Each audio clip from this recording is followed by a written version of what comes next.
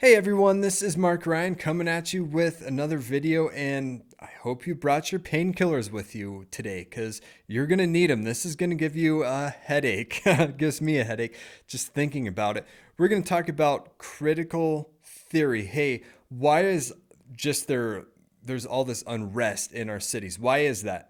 Well, it's because of critical race theory. There's different kinds of critical theory. There's critical race theory that gets into racism. There's critical gender theory, which gets into, hey, men oppress women.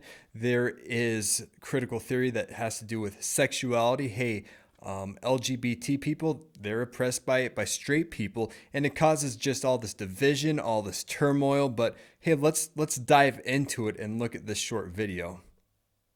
People are racist. So I put this up because I really want any white person in the room to know up front that this is what we're dealing with, that it's not going to be this coddling of white tears and what that looks like. We're not going to discuss, oh, maybe some of us have worked it out. No, you're always going to be racist, actually. Like, I am a racist.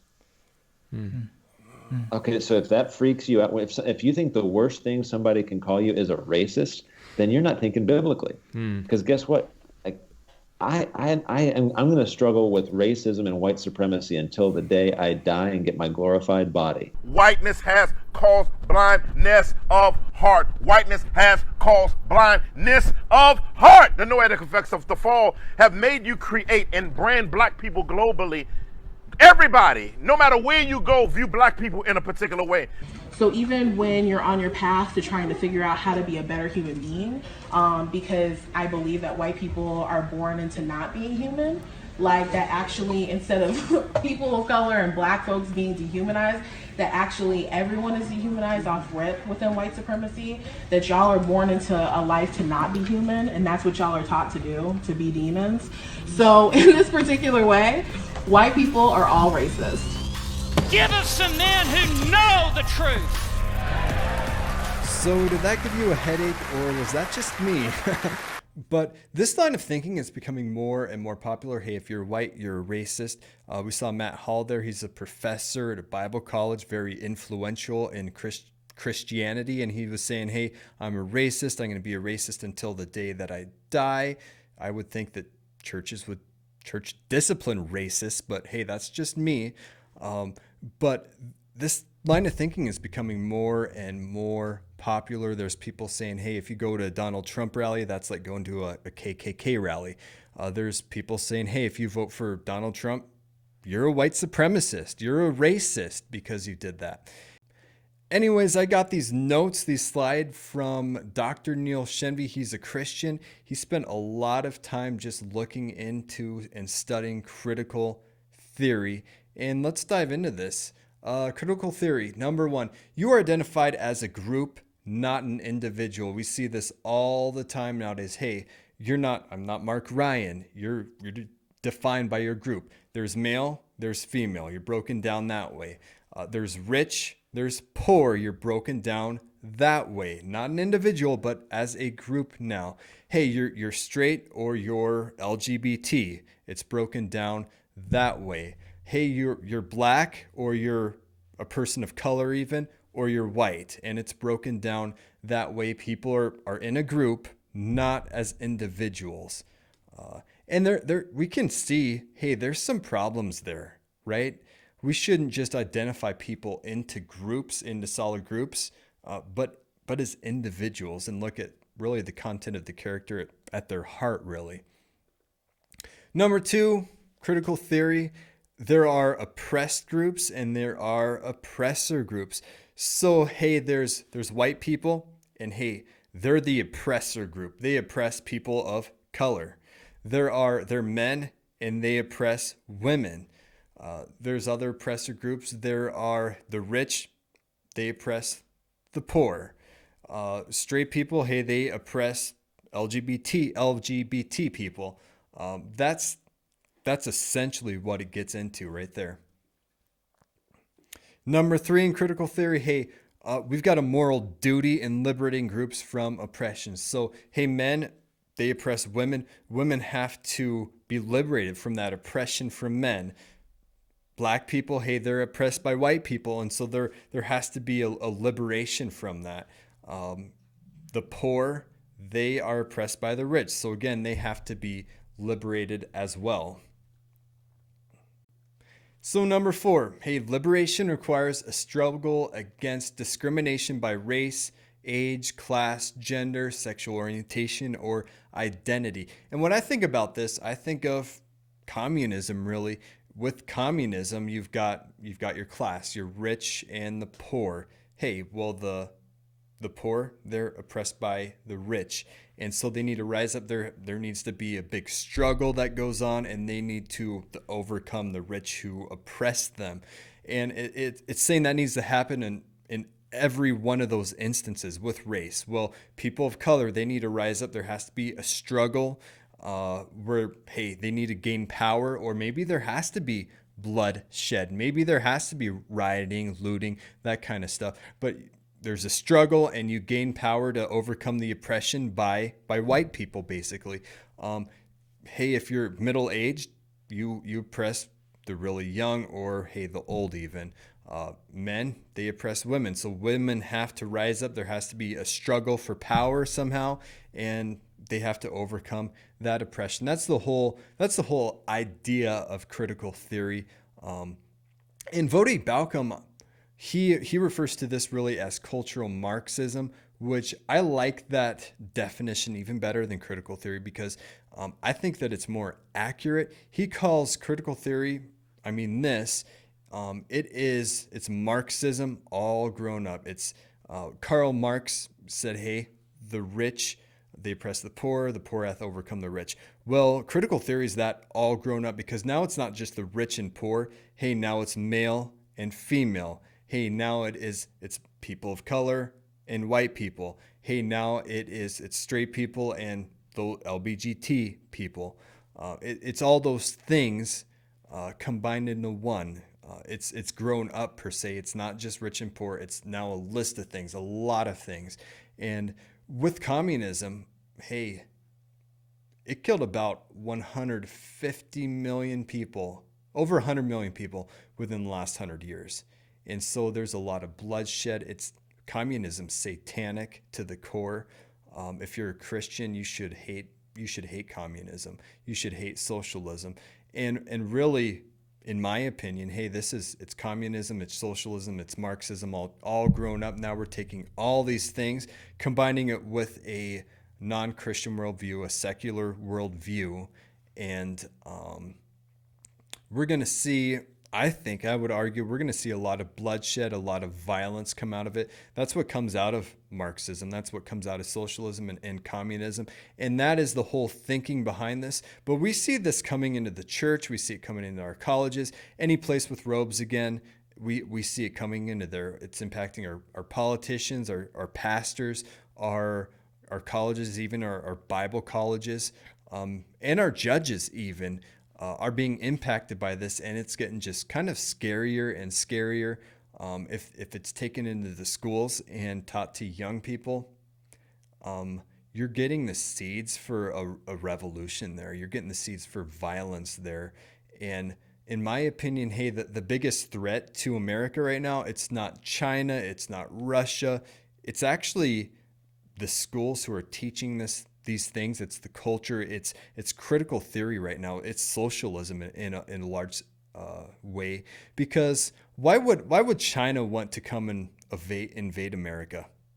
To me, it really doesn't make much sense. But if you can make America collapse from within, and a lot of great empires, hey, they collapse from within, and then maybe someone else comes to clean up the mess after they've self-destructed in a big sense. But critical theory, it's planting the seeds for revolution, for bloodshed, for actual oppression. Number 5, lived experiences. Hey, stories, people's testimonies, what they go through when they go through discrimination, oppression, those kind of things. Those are more important than facts and evidence and understanding oppression. And so you could have someone talking and saying, hey, black people aren't actually being hunted down by the thousands every year by police officers and killed and murdered. And they could say, hey, black people aren't being hunted down by the hundreds or even the 50s or 40s or 30s. It's actually a very low number every year, a very, very low number. And what they'll say is, hey, get rid of your facts, get rid of your statistics. They don't matter because you're an oppressor.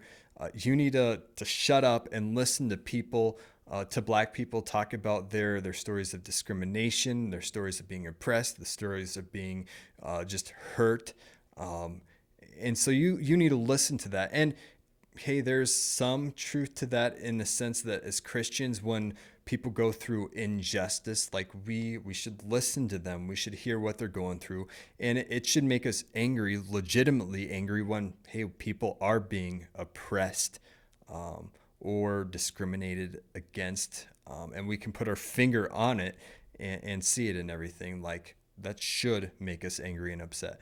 And yet as a Christian, we don't get rid of facts. We don't get rid of figures and statistics. God is the author of truth, and we don't have to run and hide from facts and everything. But it's also this, hey, if you're white, you just shut up and listen. And that's becoming popular even with churches, even in colleges and everything.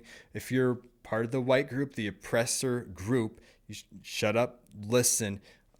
To blacks as they tell their stories and everything. You don't really even get to voice your opinion, your dissent, anything. Just shut up and listen. And there's some legitimate problems with that, I think, even though, hey, we should be open to listening.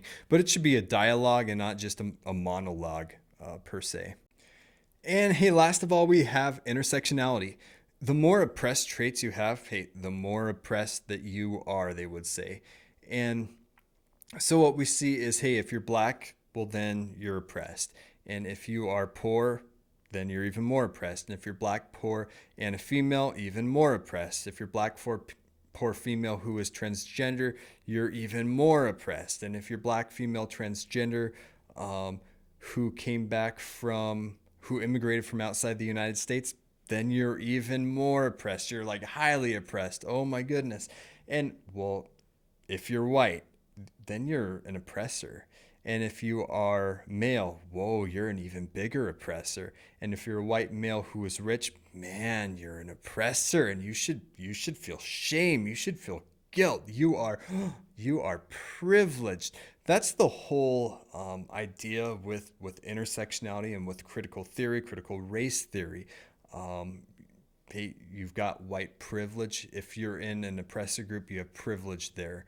And you should feel some shame and some guilt for that. Even though God created you that way, you can't control if you're male. You can't control if you're white, your skin color. We shouldn't feel shame or guilt, or it's something that we don't have to repent from.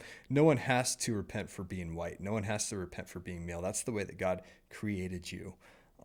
And yet, hey, there's people that have really bought into white privilege, into critical theory, into components of critical theory. Famous people, even Matt Chandler, he has bought into components of critical theory with what he says on white privilege. Matt Chandler, he embraces components of it. He has recently come out and said, hey, I reject critical theory, critical race theory. And yet when you're embracing components of it, that's a problem. And there's a lot of Christians right now, Facebook, in colleges and Bible colleges, that I've seen that, hey, they maybe they don't believe all this stuff. They've embraced components of it. And it's pretty troubling. With critical theory, what it does is it puts people against each other. You see division eventually as it grows and division grows, tempers grow, you'll see violence. You could see a revolution. We're seeing seeds planted there, and it's pretty disturbing in my opinion. And my last thought on this is that, hey, this stuff we're talking about, it can be used to justify looting, rioting, bloodshed, all those different things. Hey, you're an oppressor. And so us breaking into that business and stealing the stuff out of there, hey, we actually deserve that because hey, you oppressed us, you oppressed our ancestors. We deserve that. And that's actually only a small fraction of what we deserve. We actually deserve a lot more stuff than that. And so after we loot this one, we're going to go loot the next one because, hey, we deserve the stuff over there because, again, they're oppressors. And, hey, we're just getting what we actually deserve. And even with violence and everything, hey, you're an oppressor, and us using violence against you, well, you're an oppressor. We have to overcome you, and there has to be the struggle and everything. And we have to use whatever means necessary to overcome your oppression. And so you can see if critical race theory ever just really gains ground, gains momentum, becomes mainstream, which it is, with Chris Wallace. He asked President Trump, why are you taking out racial sensitivity training? Chris Wallace basically calls critical race theory racial sensitivity training. And that's what the media will do. They'll take communism and just say, hey, that's actually the rich and the poor. And why do you hate poor people? I mean, that's what the media tends to do with this kind of stuff. And so Chris Wallace, he either has two brain cells, which I doubt. He seems like a pretty smart person. But man, Chris, whoa, he's really clueless on what's going on here, to be honest. But when you see this go mainstream and hey, schools are teaching it, kids are learning it, they're learning it in high school, a lot of colleges. I mean, this critical race theory, it's a hotbed for colleges. And as it gains more momentum, gains mainstream, Joe Biden, it seems like, hey, he'll implement critical race theory training education in government and classrooms if he could. And that's a problem. If that happens, we'll see a lot more bloodshed, a lot more division, a lot more just conflict headed our way. And hey, who can we thank critical race theory for coming to America? President Obama. Now, why I even talk about critical theory? It's because, well, this is causing like a civil war right now within the largest Christian denomination. There is the Southern Baptist Convention, the SBC. There's people taking one side and then people taking the other side, where some people will embrace components of it and they'll say, hey, you don't like critical race theory? Well, it's because you're actually a racist or a white supremacist. And then the other side will say, oh, what? What did you say? Well, you're embracing this. It's because you're a communist and a Marxist. And people are taking sides there. There's a big division. It came off of really the Dallas statement on social justice and the gospel. A lot of people signed that, and then some people refused to sign it. And so that was maybe the fault line in the sand, where that caused the division and everything. But we're seeing this even outside the SBC, in churches, in Bible colleges. Bible colleges are faced with the decision, hey, are we going to embrace critical theory? Are we going to embrace components of it? And a lot of them right now are doing that. And it's toxic. I think it's satanic. Like I said earlier, I think a Christian should have nothing to do with it. Yes, we love justice. Yes, we don't want to see anyone oppressed. Those two things are true. And beyond that, when we see oppression and when we see injustice, there should be a holy anger that rises up in us. If we're apathetic towards those things, that's a problem. That's sin, to be apathetic when your neighbor is oppressed or facing legitimate injustice. And yet at the same time, hey, we can reject critical race theory. It's the worst thing that we can do is join hands with tens of millions of people who don't have a biblical worldview, because nothing good can come out of that, I would say. And so that's my thoughts on the matter. And again, hey, like, share, subscribe. I hope that you found this helpful. I hope that this gets you thinking, because a lot of Christians, hey, we see the riots in the streets. We see what's going on today. We know something's changed, but hey, what has changed? Well, it's this thing right here, critical theory. And with that, hey, again, like, subscribe, share, and I will see you in the next video.